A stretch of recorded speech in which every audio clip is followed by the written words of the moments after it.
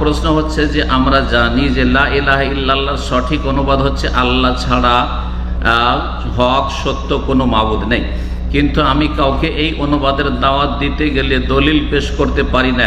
প্রিয় শেখ, আমি আপনার কাছে এই সঠিক অনুবাদের দলিল চাচ্ছি যাতে আমি দাওয়াত দেওয়ার সময় পেশ করতে পারি। দলিল সূরা হজের আয়াত নম্বর 62 এবং সূরা লোকমানের আয়াত নম্বর 30। আয়াত নম্বর 30 দুটো আয়াতে আল্লাহ বলছেন, সূরা হজে আল্লাহ বলছে যালিকা বিআন্নাল্লাহু হুয়াল হক ওয়া আন্না মা ইয়াদুনা মিন দুনিহি হুয়াল বাতিল। আর এই হুয়া ছাড়া সূরা লোকমানের সেম আয়াত রয়েছে, যালিকা বিআন্নাল্লাহু হুয়াল হক ওয়া আন্না মা ইয়াদুনা মিন দুনিহিল বাতিল ওয়া আন্নাল্লাহু হুয়াল আলিয়্যুল কবীর। আল্লাহ কি বলছেন শুনে রাখো ভালো করে, যালিকা বিআন্নাল্লাহু হুয়াল হক, আল্লাহ হচ্ছেন সত্য, আল্লাহ হচ্ছেন হক সত্য, ওয়া আন্না মা ইয়াদুনা মিন দুনিহিল বাতিল, আল্লাহকে ছাড়া মুশরিকরা যাদেরকে ডাকে, অন্যকে ডাকে, আল্লাহ ছাড়া অন্যকে যে ডাকে মানুষ, এক শ্রেণীর মানুষরা, তা হচ্ছে বাতিল। কাকে ডাকে? খালি দেবদেবীকে ডাকে, নামাজারকেও ডাকে, পীরকেও ডাকে, তাহলে যাকেই ডাকে, মায়াদুনা যাকেই ডাকে, যদি ডাকে হরে রাম হরে কৃষ্ণ বাতিল, হ্যাঁ, কালী দুর্গা বলে ডাকে বাতিল। ঠিক যেমন লাত উজ্জা মানাত হোবাল, আবু সুফিয়ান স্লোগান দিয়েছিল ওহদের প্রান্তে, ওলো হোবাল, হোবালের জয়, বাতিল। যেমন দেবদেবীর ডাক বাতিল, ঠিক তেমনি মাজারের ডাক গৌসুল আজম মাদাদ, খাজা বাবা মাদাদ, শাহজালাল মাদাদ, আটরসি মাদাদ, বাতিল। এসব ধর্ম হচ্ছে বাতিল। ইয়া হুসাইন মাদাদ, ইয়া আলী মাদাদ। হ্যাঁ, যারা আমাদের দেশে কাঠের ছুতারে, কাঠ মিস্ত্রির কাজ করে, ভারী কাঠ ভারী বোঝা উঠাইলে, এরা আর এক মুশরিক। ইসলাম সম্পর্কে কিছুই জানে না এইসব জাহেল সমাজ।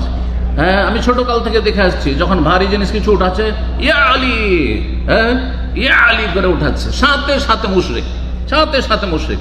যতই নামাজি হোক, আর যতই রোজাদার হোক, আর যতই মুসল্লি হোক, আর যতই তাহাজ্জুদ গুজার হোক, মুশরিকেরা, এরা মুসলমান নাই। ভালো করে শোনা, মুরতাদ হয়ে যায় সাথে সাথে।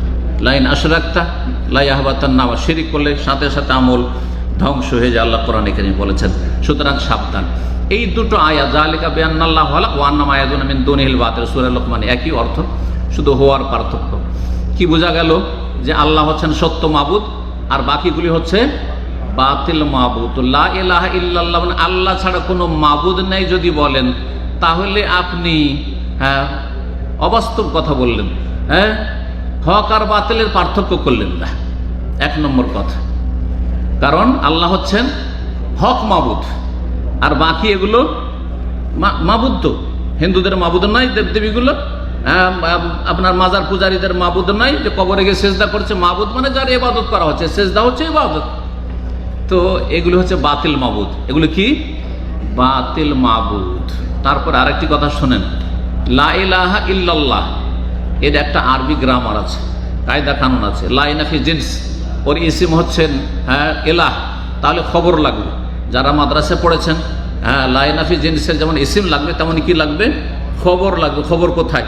খবর হচ্ছে এখানে হাক্কুন, লা ইলাহা হাক্কুন ইল্লাল্লাহ, লা ইলাহা হাক্কুন ইল্লাল্লাহ। সত্য মাবুদ আল্লাহ ছাড়া কেউ নেই, আল্লাহ সত্য মাবুদ, আর বাকি উপাস্যগুলি হচ্ছে বাতিল। জি, অর্থ সহি হইল। আর যদি বলেন যে আল্লাহ ছাড়া কোনো মাবুদ নেই, আল্লাহ ছাড়া কোনো উপাস্য নেই, তো হিন্দুরা বলবে আমাদের উপাস্য আছে। বরং এখানে ওয়াহদাতুল ওজুদের আকীদা, কুফরি আকীদা চলে আসছে। শেখ সালেহুল ফৌজান বলেছেন কিভাবে? আল্লাহ ছাড়া কোনো মাবুদ নেই, মানে যেটাই মাবুদ সেটাই আল্লাহ। তাহলে যেটাই মাবুদ সেটাই আল্লাহ। তাহলে দেবদেবীর যে পূজা করছে সেই মাবুদ, তাহলে সে আল্লাহ নাকি? সে আল্লাহ? হ্যাঁ, মাজারে পূজা করছে, মাজার আল্লাহ নাকি?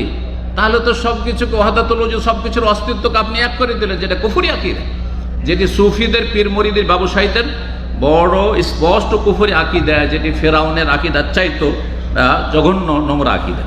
আল্লাহ বুঝার তৌফিক দান করুন। তাদের বলবেন যে কোরআনের দুটি আয়াত হচ্ছে দলিল যে আল্লাহ রাব্বুল আলামিন হক মাবুদ আর বাকিগুলো বাতিল মাবুদ। এ কথা ক্লিয়ার করতে হবে কালেমাতে। শুধু আল্লাহ ছাড়া মাবুদ নেই বললে অর্থ হবে না, এটা জাহেলদের অর্থ।